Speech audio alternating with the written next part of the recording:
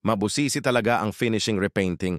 Kailangan talaga paulit-ulit masilyahin para maayos tignan. At para masaya naman ang may-ari o singkliyen sa ating trabaho. Para na din sulit ang gastos nila di baling tumagal. Basta wag lang tayo mapahiya. Kita tayo sa next update. Peace. Enjoy your watching.